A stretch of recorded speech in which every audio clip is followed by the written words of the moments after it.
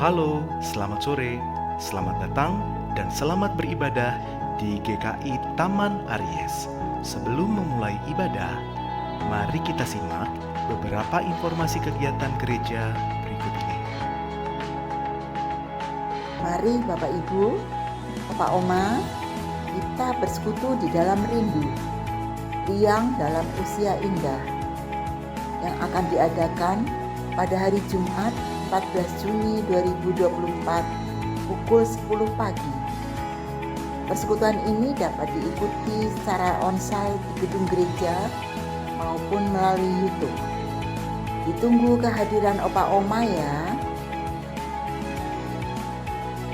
Shalom umat yang terkasih, mari kita kembali belajar berdoa melalui GPS yang akan diadakan pada hari Sabtu 15 Juni jam 7 pagi.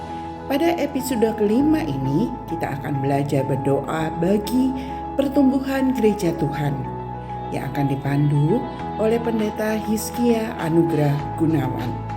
GPS diselenggarakan secara onsite di gereja dan melalui Zoom.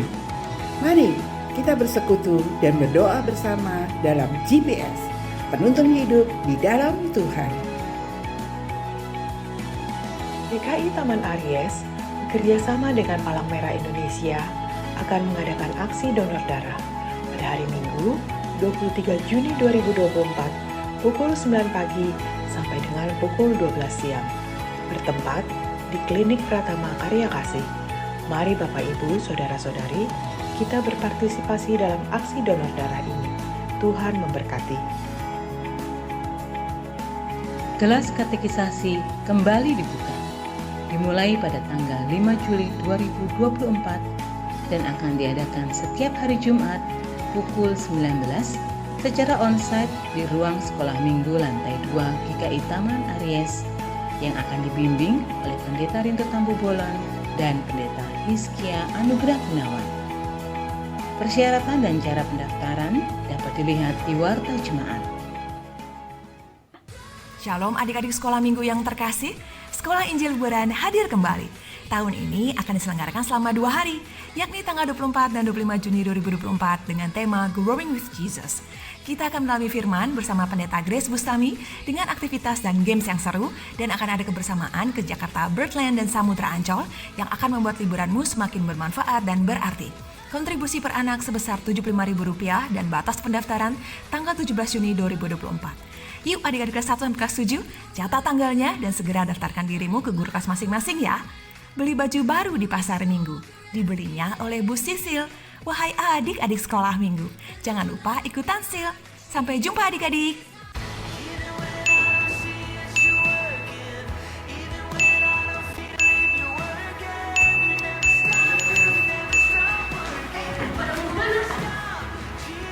Kita mau ikut Kabinet GKI Taman Aries tanggal 12 sampai 14 Juli 2024 di Pondok Kapili. Yuk ikutan guys! Gas training.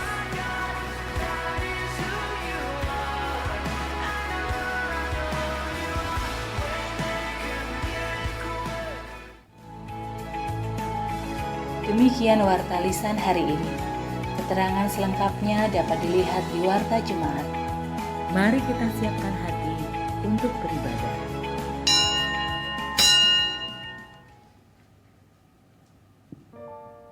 Selamat sore Bapak Ibu semuanya.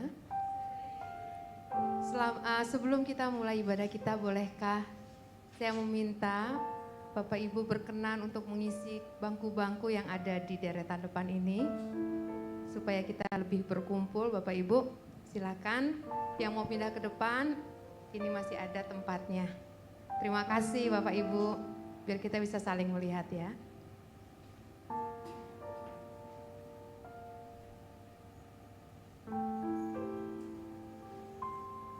Terima kasih.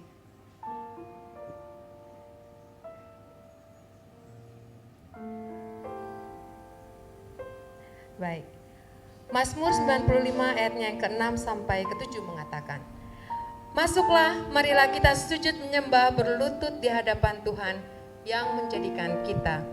Sebab dialah Allah kita dan kitalah umat gembalaannya, kawanan domba tuntunan tangannya. Kita akan masuk ke dalam ibadah pada hari ini, kita akan persiapkan hati kita kepada Tuhan. Kita akan membuka hati kita kepada Tuhan untuk mendengar panggilan Yesus yang lembut. Ia menunggu kita, bahkan pada saat kita tersesat sekalipun, sungguh lembut Tuhan Yesus memanggil.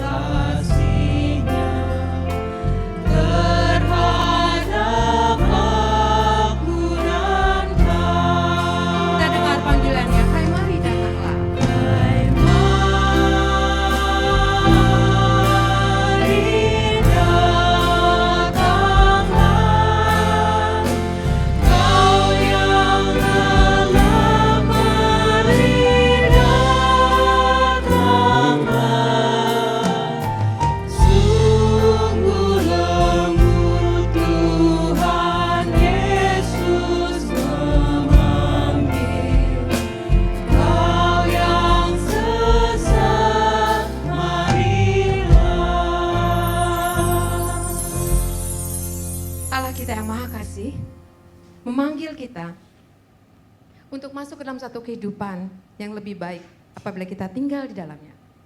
Kita akan datang kepadanya, bersujud, menyembah dan juga memuliakan namanya. Kita agungkan namanya, beri dia hormat dan kemuliaan. Mari sambil bangkit berdiri kita nyanyikan, mulia mulia namanya.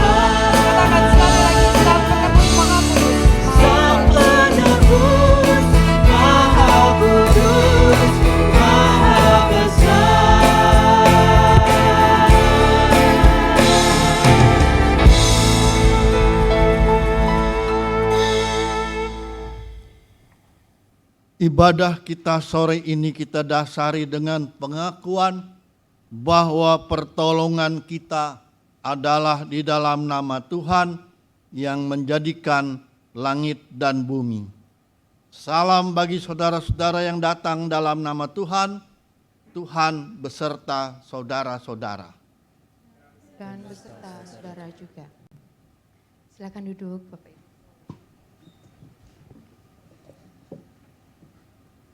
Saya mau menyapa lagi, selamat sore Bapak Ibu semuanya. Shalom. Selamat berjumpa lagi. Saya rasa perjumpaan kita di tempat ini adalah bukan suatu kebetulan. Tuhan mau membimbing kita ke tempat ini. Kita datang juga dengan berbagai hal dari kita ya. Apapun itu. Tapi perjumpaan dengan Tuhan pada saat ini adalah satu anugerah yang harus kita syukuri. Betul ya Bapak Ibu ya? Amin, betul. Bapak Ibu, tema ibadah sore hari ini tanggal 9 Juni adalah dosa yang tidak dapat diampuni. Nah, saya mau tanya boleh? Kira-kira untuk Bapak Ibu semua, apa nih akan kita dengar pada hari ini? Dosa yang tidak dapat diampuni. Adakah yang sudah kira-kira tahu jawabannya? Bu Inaka? Ya. Jadi saya rasa kita datang di waktu yang tepat karena pemberitaan Tuhan firman Tuhan pada hari ini akan mengajarkan kita apa itu dosa yang tidak dapat diampuni. Agar apa? Tentu saja agar hidup kita diperbarui ya, lebih baik ke depannya dan kita terlepas. Kita tidak mau dong melakukan dosa yang tidak dapat diampuni itu tadi. Nah, dalam kenyataan sehari-hari Bapak Ibu dan Saudara sekalian, perjuangan iman kita untuk melawan dosa, saya rasa Bapak Ibu bisa setuju dengan saya. Bukan suatu hal yang mudah, benar ya? Tidak mudah sama sekali. Begitu banyak godaannya. Mungkin ya Bapak Ibu ya. Berbohong. Ya, berbohong. Bahkan berbohong itu seperti sudah sesuatu yang kita sudah lakukan pintar dari kecil mungkin ya. Mungkin loh, saya ya mungkin ya. Bukan Bapak Ibu semua. Berbohong. Ya, mungkin skalanya akan lebih meningkat lagi mungkin ya biasa ya kalau nggak ngomong jujur nggak apa-apa. Bahkan mungkin yang lebih parah lagi kalau sampai memutar balikan fakta. Yang salah jadi benar, yang benar jadi salah. Saya rasa sekarang cukup populer ya orang bilang salah nanti jadi benar loh, hati-hati gitu ya. Jadi orang akan dengan mudah melakukan itu. Nah, itu semua adalah pelanggaran di mata Tuhan. Itu tidak benar. Kita tidak boleh hidup seperti itu sebenarnya. Bapak Ibu, kita akan diteguhkan dengan firman Tuhan pada hari ini melalui sapaan firman Tuhan pada hari ini, dan pada saat ini juga Bapak Ibu, kita diberi kesempatan oleh Tuhan untuk mengakui segala dosa dan kesalahan kita yang kita lakukan di hari-hari yang telah lalu, yang telah kita lakukan yang merupakan suatu pelanggaran bagi Tuhan. Mari kita merendahkan hati kita. Kita persiapkan hati kita untuk datang kepada Tuhan. Kepada Tuhan sang batu karang yang teguh. Hanya karena pada Tuhanlah kita dapat berteduh. Batu karang yang teguh.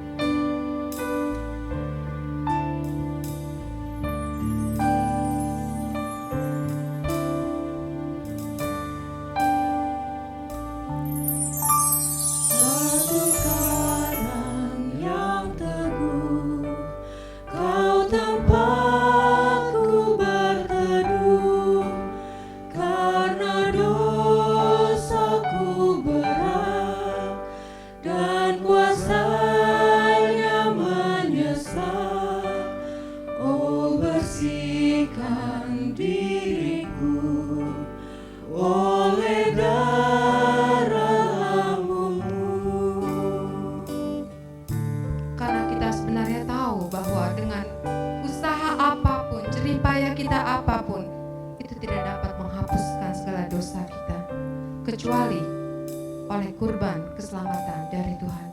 Batu karang yang teguhnya, baiknya yang kedua. Walau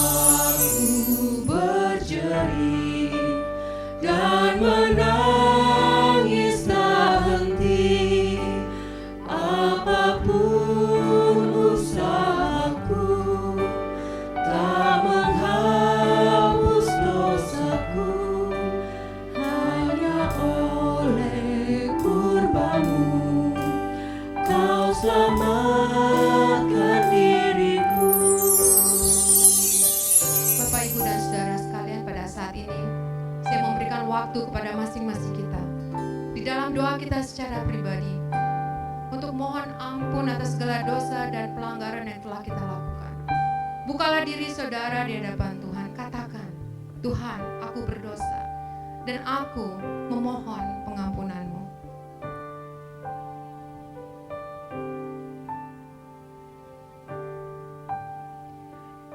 Ya Tuhan, batu karang kami yang teguh, kami membawa diri kami yang penuh dosa ini untuk mendapatkan pengampunan-Mu dan pemulihan-Mu. Karena usaha apapun yang kami lakukan, Tuhan, tidak akan mampu menghapuskan dosa kami selain oleh karena kasih-Mu. Kami mau melangkah di hari-hari kami mendatang dengan hidup yang benar di dalam kasih dan di dalam penyertaan-Mu. Mari Bapak Ibu Saudara sekalian, kita bangkit berdiri dan kita nyanyikan batu karang yang teguh, baitnya yang ketiga. Tiada lain ku pegang, hanya salib dan iman.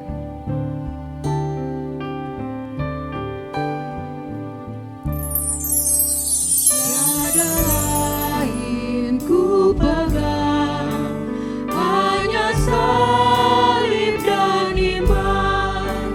Dalam kehampaanku, ku dambakan rahmat-Mu.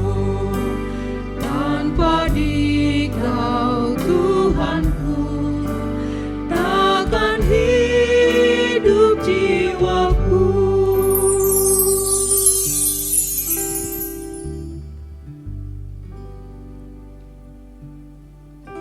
Ayat pengampunan bagi kita diberikan Tuhan dalam Efesus 4 ayat 31 sampai 32. Kiranya ayat-ayat ini meneguhkan kita pada saat ini. Mari Bapak Ibu, kita bacakan ayat ini bersama-sama.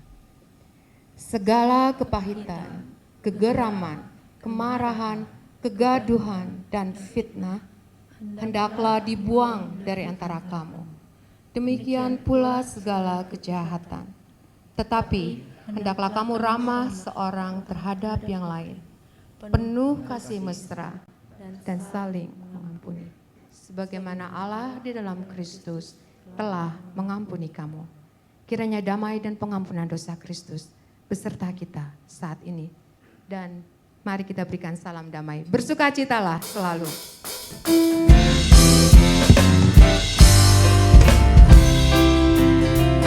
Bersukacita selalu, tunjukkan wajah gembiramu. Lihat kanan kiri, lihat teman di kanan kiri dan di sekitar. Berikan salam damai. Berikan salam damai, karena kasih karunia serta pengampunannya diberi.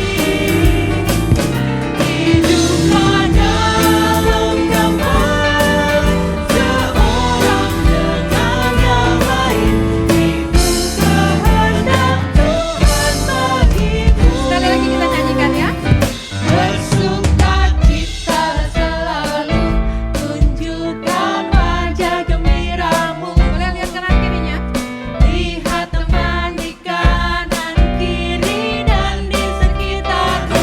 Berikan salam damai, karena kasih karunia serta pengampunannya diberi.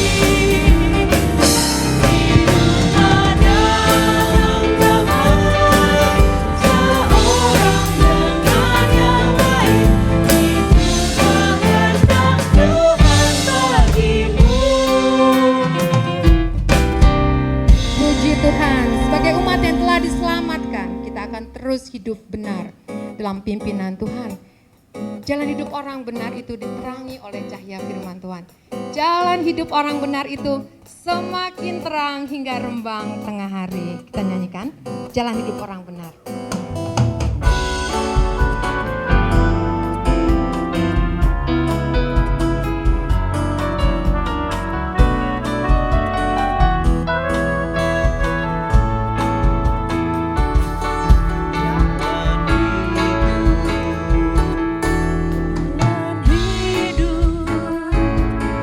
Orang benar diterangi oleh cahaya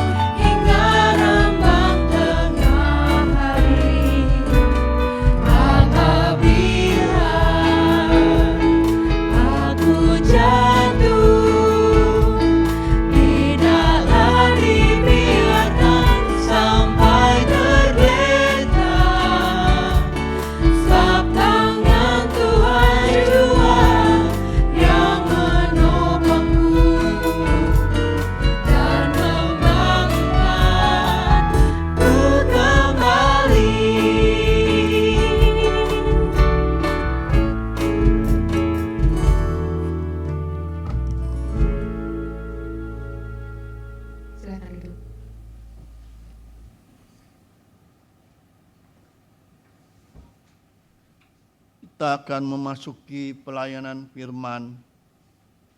Mari kita berdoa. Kita mohon penerangan Roh Kudus. Kita berdoa. Kami bersyukur padamu Tuhan, sebelum hari ini berlalu, kami diberi kesempatan untuk datang beribadah bersekutu. Boleh bersama-sama menaikkan pujian dan doa-doa kami kepadamu. Dan tibalah saatnya kami mau membuka Alkitab. Kami mau membaca dan mau merenungkannya. Biarlah oleh kuasa Roh Kudus kami diberikan hikmat dan pengertian, sehingga apapun yang Tuhan mau sampaikan, baik itu berupa pengajaran, penghiburan, bahkan teguran sekalipun, ajar kami menerimanya dengan rendah hati dan dengan sukacita. Amin. Bacaan Alkitab sore hari ini diambil dari Injil Tuhan Yesus menurut Markus. Markus pasal 3. Saya mau bacakan Markus pasal 3 ayat 20 sampai ayat 30.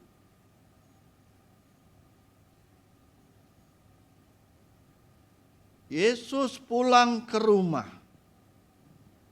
Orang banyak datang lagi berkerumun, hingga makan pun mereka tidak dapat. Waktu keluarganya mendengar hal itu, mereka datang hendak mengambil dia. Sebab kata mereka, dia tidak waras lagi. Ahli-ahli Taurat yang datang dari Yerusalem berkata, ia kerasukan Beelzebul, dan dengan kuasa pemimpin setan, ia mengusir setan. Yesus memanggil mereka lalu berkata kepada mereka dalam perumpamaan. Bagaimana iblis dapat mengusir iblis? Jika suatu kerajaan terpecah, kerajaan itu tidak dapat bertahan. Dan jika suatu rumah tangga terpecah, rumah tangga itu tidak dapat bertahan. Demikianlah juga kalau iblis berontak melawan dirinya sendiri. Dan kalau ia terpecah, ia tidak dapat bertahan. Tetapi sudah tiba kesudahannya. Tetapi tidak seorang pun dapat memasuki rumah seorang yang kuat untuk merampas harta bendanya, apabila ia tidak lebih dulu mengikat orang kuat itu. Sesudah itu, barulah ia merampok rumahnya. Sesungguhnya aku berkata kepadamu, semua dosa dan hujat anak-anak manusia diampuni. Ya, semua hujat yang mereka ucapkan. Namun, siapa saja yang menghujat Roh Kudus tidak mendapat ampun selama-lamanya, melainkan bersalah karena berbuat dosa yang kekal. Ia berkata demikian karena mereka mengatakan bahwa ia kerasukan roh jahat. Demikianlah bacaan Alkitab kita. Yang berbahagia ialah mereka yang mendengar firman Tuhan, yang memelihara dan melakukannya dalam hidupnya hari ke hari. Haleluya.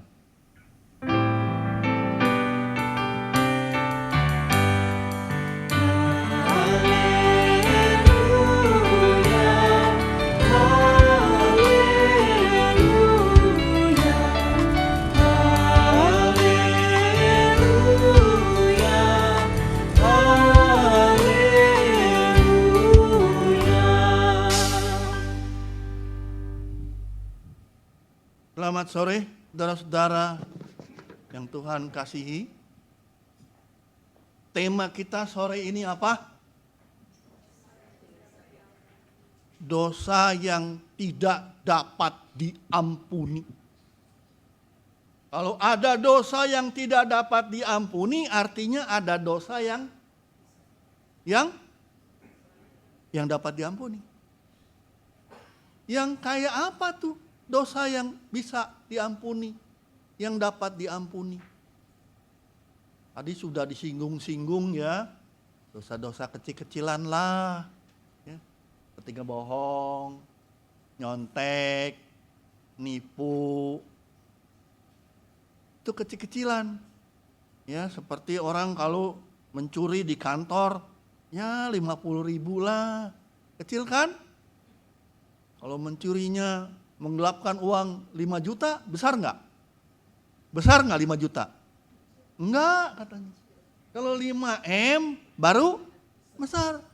Karena itu kalau nyolong jangan, itu dia. Itu yang rusak. Saudara, kalau yang begitu-begitu mah kecil dah. Kalau udah sampai nipu, menggelapkan uang triliunan, wah itu baru tidak dapat diampuni. Ya, kalau masih 5 mm nggak apa-apa lah. Mungkin orang-orang berpikir ada dosa kecil, ada dosa besar. Benar nggak? Ada dosa kecil, ada dosa besar. Semuanya juga dosa. Tapi sore ini saudara-saudara ada macam dosa yang tidak dapat diampuni. Saudara tahu apa akibatnya kalau dosa nggak diampuni? Apa akibatnya? Enggak. Ini mau tunggu sampai jam 8. Kalau sampai dosa tidak diampuni artinya,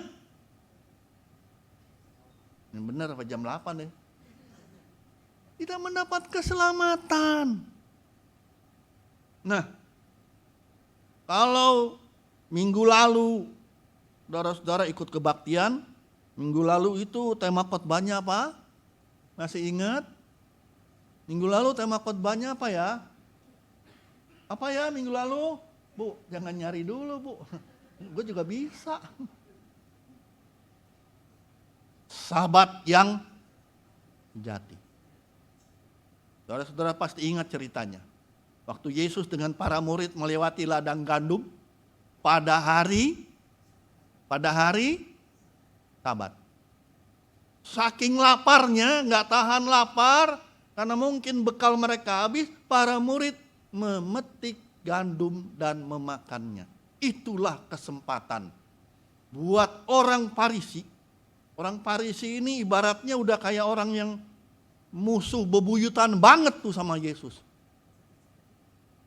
Kalau orang udah sentimen, orang udah benci, saudara-saudara, misalnya orang sentimen sama kita, orang udah benci sama kita. Apapun yang kita perbuat di mata mereka adalah salah.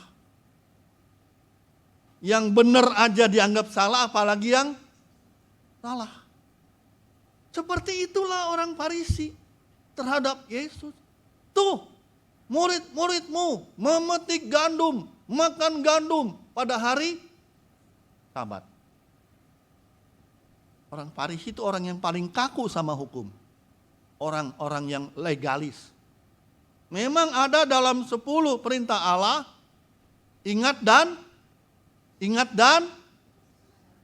apa? Kuduskanlah hari Sabat. Itu perintah Allah bilang 15. Ketiga bu, pak, mau tangan begini 5, mau tangan begini 10. Di samping perintah Allah itu, orang Farisi paling pintar menambah-nambahin hukum. Sampai 30. Salah satunya tidak boleh berjalan lebih dari 6. Pernah dengar gak sih? 6 apa? 6 langkah. Paling dari kamar ke ruang makan, kamar mandi, gak boleh kemana-mana. Orang Farisi membuat aturan tapi mereka sendiri melanggarnya. Mereka senang banget kalau lihat Yesus murid-muridnya melanggar. Kalau bukan hari Sabat, boleh jalan kemana kek, mau metik apa kek, asal makan di itu.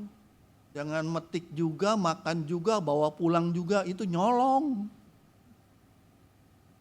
Jadi itu hari Sabat.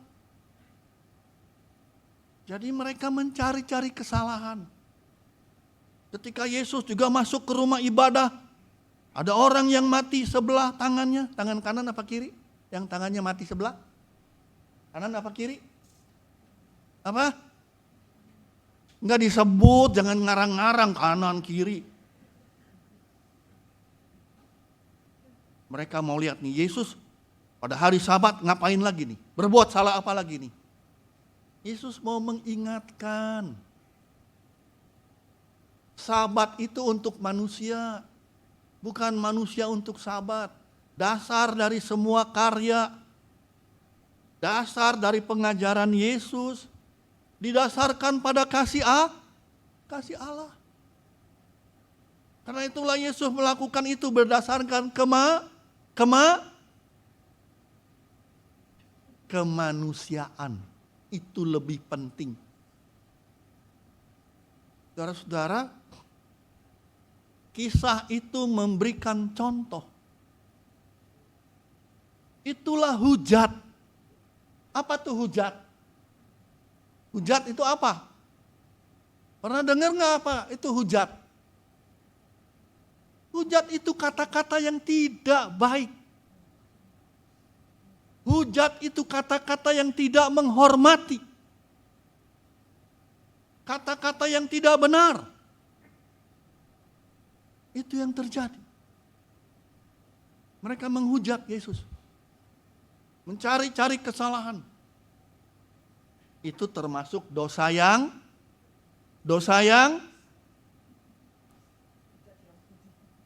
ya? Itu yang ngomong yang mana?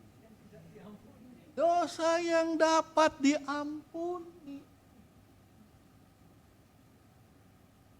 Kalau masih begitu masih bisa diampuni. Hujat dan omongan mereka, kata Yesus, dapat diampuni. Lalu seperti apa yang tidak dapat diampuni? Inilah dalam kisah yang kita baca tadi. Setelah Yesus berjalan ke sana kemari menyembuhkan orang banyak, menolong orang sakit, dia pulang ke rumahnya. Tapi apa boleh buat? Orang-orang terus mengikuti dia, mengerumuni dia, meminta tolong.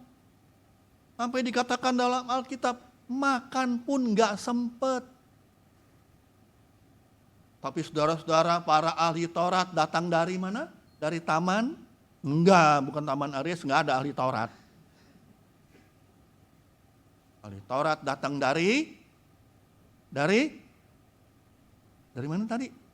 Ibu bapak dengar enggak? Ini saya baca Alkitab. Yerusalem. Datang sengaja ke tempat Yesus berada. Ngapain sih? Inilah saudara-saudara. Kalau orang Farisi tadi orang yang tahu hukum, pegang hukum, lalu ahli Taurat, ahli Taurat namanya itu ahli Taurat. Dia tahu segala-galanya tentang Allah. Mereka saudara-saudara menjatuhkan, memberikan tuduhan yang keji terhadap Yesus. Mereka mengatakan kalau Yesus itu bisa mengusir setan karena dia memakai kuasa setan. Ahli-ahli Taurat ini menuduh Yesus bekerja sama dengan Beelzebul. Dan saudara, mereka tidak mengakui itu sesungguhnya kuasa Allah. Kuasa Allah yang bekerja dalam Kristus. Mereka tidak menerima itu. Mereka menuduh Yesus bekerja sama dengan setan. Saudara-saudara, Yesus bekerja sama dengan setan. Saudara-saudara yang Tuhan kasihi, tuduhan itu tidak main-main. Itu menyamakan Yesus dengan iblis. Bekerja sama dengan iblis. Dan itu saudara-saudara, kata Yesus, itu menghujat Roh Kudus. Siapa Roh Kudus? Katanya orang-orang GKI itu kalau ditanya tentang Roh Kudus, jawabnya apa? Orang GKI itu kalau ditanya tentang Roh Kudus, siapa Roh Kudus? Siapa Roh Kudus? Lama mikirnya. Saya percaya udah tahu, cuman ngomongnya susah, neranginya susah. Maka kalau orang GKI ditanya Roh Kudus, beleduk. Lalu orang sering kali bingung. Roh Kudus tuh ada nggak sih di dalam kita? Ada nggak, Bu? Ada, betul. Jawab yang tegas. Tapi ada orang bingung-bingung, di mana Roh Kudus? Dia dengar, wah di gereja ada Roh Kudus dibagi-bagi. Emangnya permen? Ya. Wah di sana nggak ada Roh Kudus, adanya Roh Kusut, ribut melulu.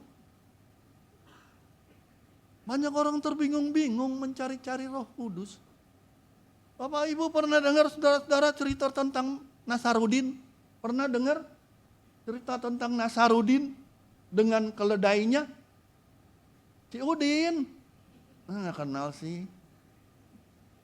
Suatu hari Nasarudin alias Udin berjalan masuk keluar kampung, masuk gang keluar gang sambil menuntun keledainya. Orang-orang lihat tuh si Nasarudin tuh kesono kemari sambil menuntun keledai. Maka orang pun bertanya, Din, kamu tuh nyari apa? Apa kata Nasarudin? Aku mencari keledaiku. Orang jadi tambah aneh. Keledainya dituntun malah dicari. Itu gambaran tentang orang-orang juga yang bingung-bingung tentang Roh Kudus. Roh Kudus itu benar nggak sih ada dalam diri kita? Saya ini berdosa, saya ini kotor, penuh kecemaran. Mana mungkin Roh Kudus mau masuk dalam diri saya? Padahal orang-orang yang menyadari, orang-orang yang mengakui dosanya, itu pekerjaan Roh Kudus. Roh Kudus yang bekerja. Enggak dia mengakui saya ini orang berdosa. Saya hanya dapat selamat karena penebusan Tuhan. Itu pekerjaan Roh Kudus. Tapi ketika orang itu tidak mengakui dan mendengar suara Tuhan, maka dia tidak menerima keselamatan. Saudara-saudara yang Tuhan kasihi, ketika para ahli Taurat menyebut Yesus berkarya, mengajar dengan kuasa setan, sesungguhnya saudara-saudara, para ahli-ahli Taurat ini saudara-saudara mengatakan hal-hal yang bukan cuman tidak dengan hormat, tetapi mereka tidak mengakui kehadiran kebesaran Allah. Manusia yang dengan sengaja mengatakan Allah itu tidak baik, manusia yang dengan sengaja mengatakan Allah itu tidak benar, dan apa yang dilakukan oleh Yesus itu kuasa setan. Itulah saudara-saudara penghujatan yang dilakukan oleh manusia dengan sadar dan terus menerus. Orang-orang seperti itu adalah orang yang tidak mau bertobat, yang dengan sadar menutup diri, menutup hati, tidak mau mengakui karya Allah yang baik dan besar. Tidak mendengar suara Tuhan di dalam teguran. Tidak menganggap dosa itu sesuatu yang serius. Saudara-saudara, menghujat Roh Kudus adalah kesalahan yang sangat fatal, yang tidak dapat diampuni. Yang tidak dapat diampuni bukan karena Allah tidak mau mengampuni, tapi karena memang orang itu sendiri yang menutup diri, menutup hati, menutup telinga akan kebenaran Allah. Orang itulah sendiri, saudara-saudara, dengan sadar terus menerus membalikkan kebenaran menjadi kesalahan, memutarbalikkan kebenaran Allah. Saudara-saudara, kata-kata tuduhan para ahli Taurat, saudara-saudara, mereka lakukan dengan sadar untuk memutarbalikkan karya Allah yang benar. Yesus mengatakan itu tidak dapat diampuni. Saudara-saudara yang Tuhan kasihi, bukannya Allah tidak mau mengampuni. Tidak mungkin Allah tidak memberikan pengampunan bagi orang-orang yang memohon belas kasihan. Allah selalu mau mencari dan menyelamatkan yang hilang. Karena itu dia datang di dalam Kristus berkarya mewujudkan cinta kasih-Nya, bahkan mengorbankan putranya itu.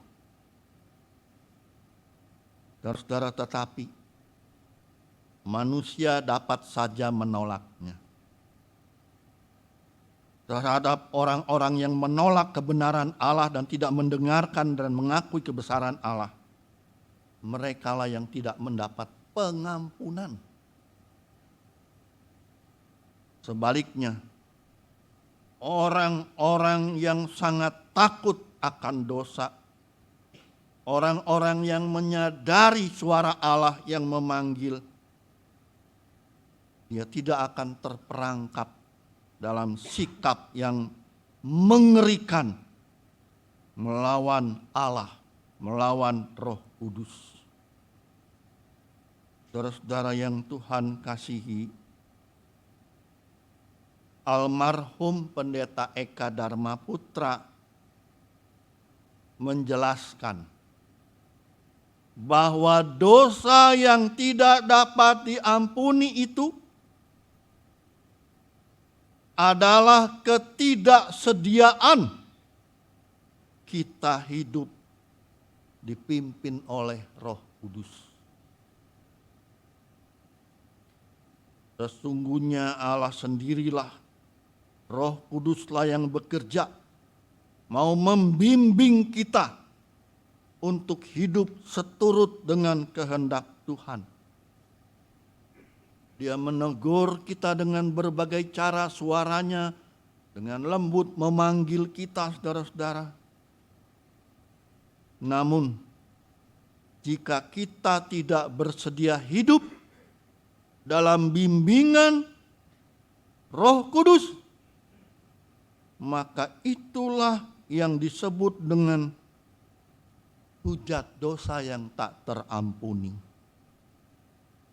Dosa yang tak terampuni pada dasarnya bukanlah karena Allah telah menutup diri. Bukanlah Allah yang menolak memberi pengampunan, melainkan manusialah yang menolak rahmat Allah itu. Roh Kudus telah diutus, dicurahkan untuk kita semua, untuk menginsafkan, menyadarkan kita dari dosa. Saudara-saudara, suara itu terus bergetar dalam nurani kita. Ketika kita menolaknya, berarti kita membungkam dan menyingkirkan rahmat Tuhan. Jadi, ketika suara Tuhan menegur kita, janganlah keraskan hatimu. Amin.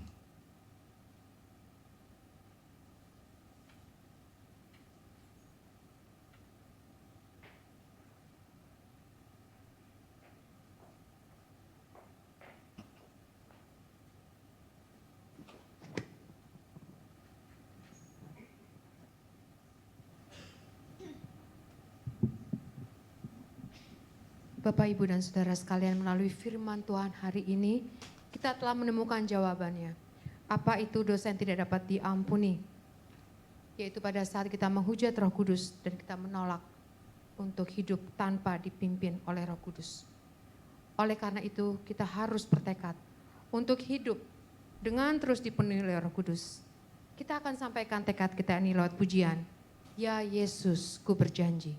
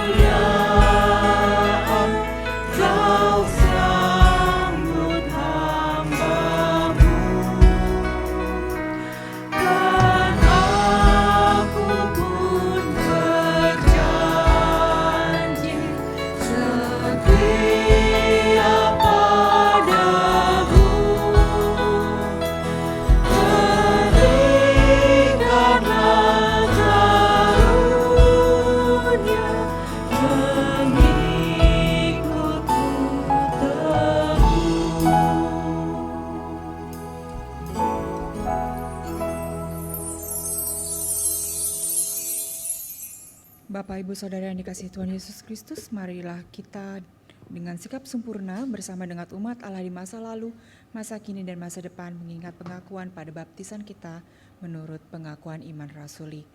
Aku percaya kepada Allah, Bapa yang Maha Kuasa, Khalik langit dan bumi, dan kepada Yesus Kristus, anak yang tunggal Tuhan kita, yang dikandung dari Roh Kudus, lahir dari anak darah Maria, yang beritan sengsara di bawah pemerintahan Pontius Pilatus, disalibkan, mati dan dikuburkan, turun dalam kerajaan maut.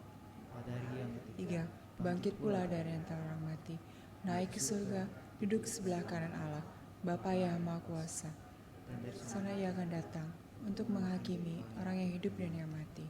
Kepercayaan pada Roh Kudus, gereja yang kudus dan am, turun Roh Kudus, pengampunan dosa, kebangkitan orang mati, dan hidup yang kekal. Amin.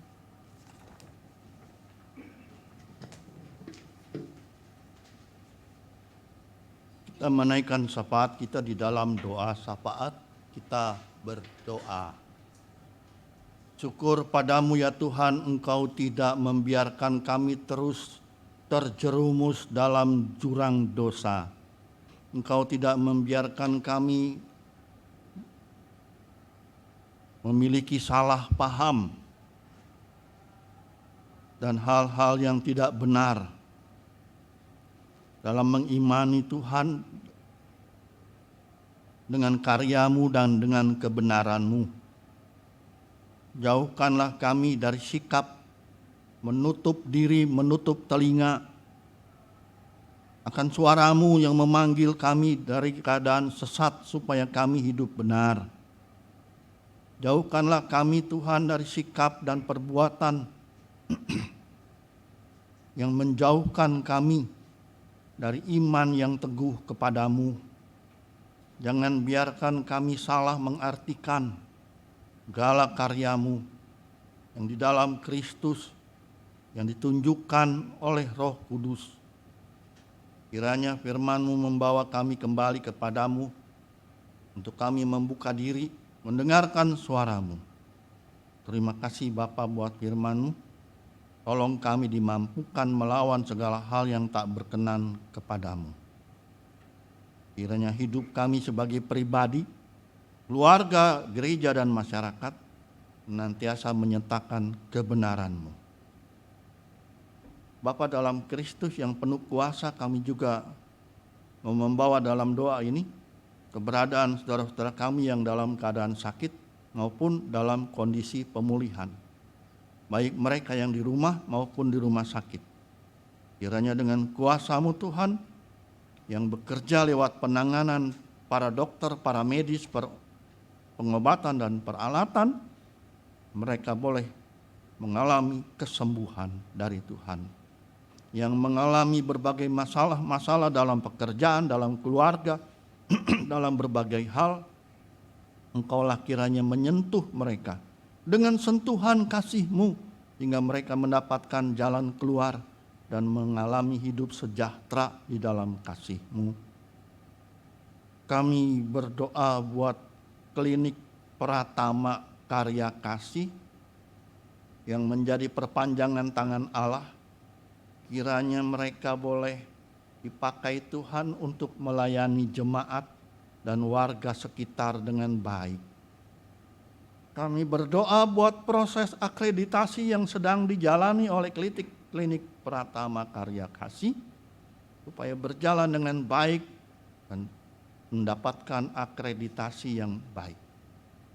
Kami juga berdoa untuk jemaat Tuhan agar banyak orang membuka diri mendengarkan panggilan-Mu supaya terlibat di dalam pelayanan. Bapa di surga, kami akan melanjutkan perjalanan hidup kami. Kami akan memasuki hari yang baru. Kiranya dengan berkat Tuhan, pertolongan Tuhan, kami boleh terus-menerus menjadi saksi-Mu. Dalam nama Yesus kami sudah berdoa, memohon, dan bersyukur. Amin.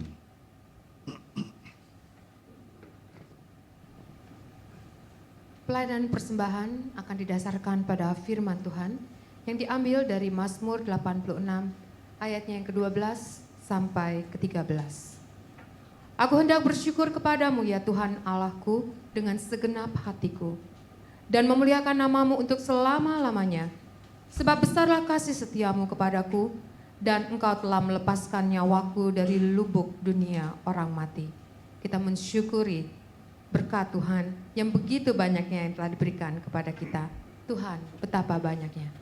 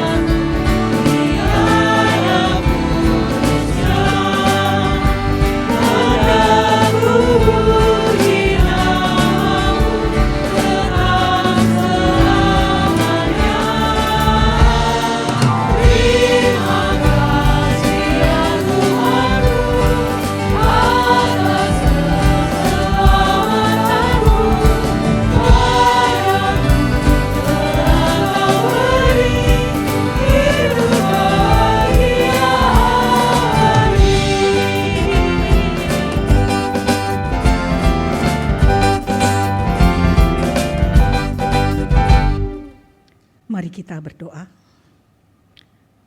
Ya Yesus, Allah kami yang hidup, kami mengucap syukur atas setiap berkat yang Kau berikan bagi kami. Saat ini kami membawa persembahan kami sebagai wujud syukur kami kepadamu. Berkatilah agar kiranya menjadi persembahan yang berkenan di hadapan-Mu dan dapat menjadi alat untuk menunjang karya-Mu di dalam gereja maupun di sekitar kami. Di dalam nama Tuhan Yesus kami berdoa dan mengucap syukur. Amin.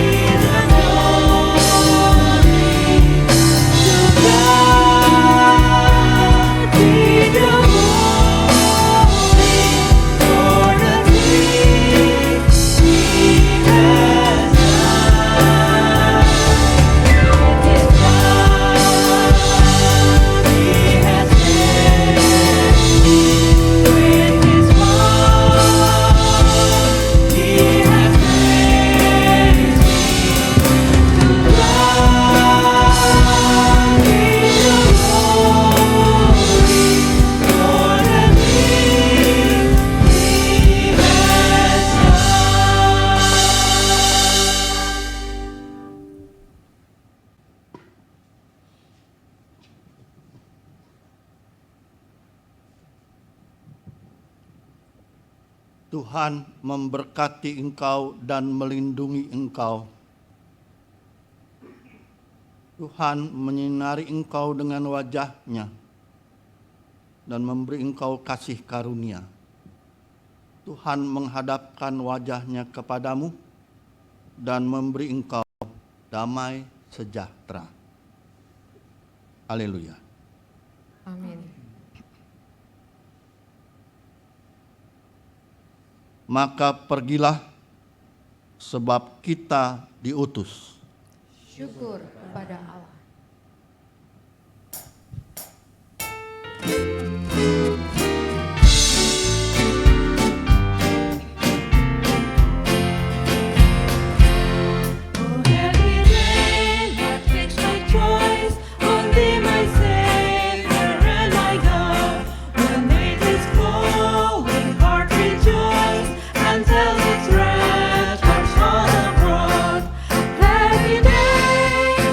Every day